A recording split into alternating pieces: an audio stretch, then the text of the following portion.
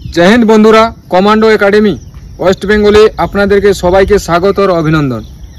बंधु आज के होबे भिडियो एसएससी जिडिर फिमेलेर एसएसबी कैम्पे रानीदांगाते जे फिजिक्यालटा होच्छे तुमी कतटा समय जाबे एबं तोमार गेट एंट्री कखन होबे की डकुमेंट्स निये जाबे एबं कत राउंड तोमादेर करानो होच्छे सेखाने जे आरएफए आईडिटा आछे किभाबे तोमाके पा दिते होबे आजकेर এই ভিডিও माध्यम दिए তোমাদেরকে আমি A to Z जानकारी দিব। যদি তোমার রানীদাঙ্গাতে ফিজিক্যাল পড়ে থাকে এবং তুমি মেয়ে হো তাহলে এই ভিডিওটা সম্পূর্ণ তোমার কাছে গুরুত্বপূর্ণ। ভিডিওটা লাস্ট পর্যন্ত অবশ্যই দেখো। চ্যানেলে যদি নতুন জুড়ে যাও তাহলে চ্যানেলটাকে সাবস্ক্রাইব করে নাও এবং ভিডিও যদি ভালো লাগে বন্ধুদের কাছে শেয়ার করে দাও। তো প্রথমত বলি তোমাদের গেট এন্ট্রি হচ্ছে 4টা থেকে 4:30টার মধ্যে, যেটা আমাদের কাছে ইনফরমেশন আছে।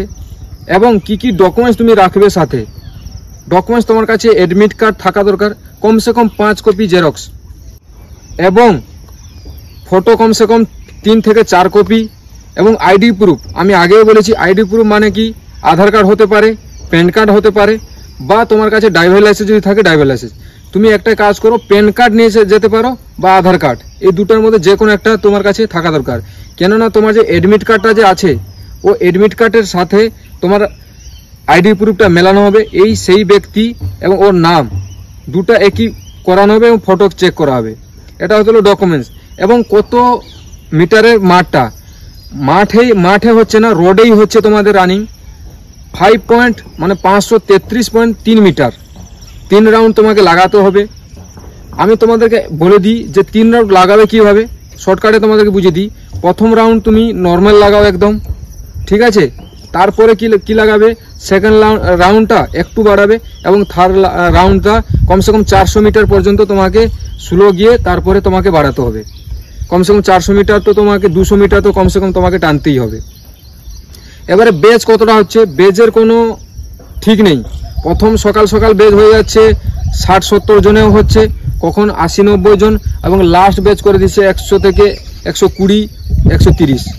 বেচের কোনো ইয়ে নেই।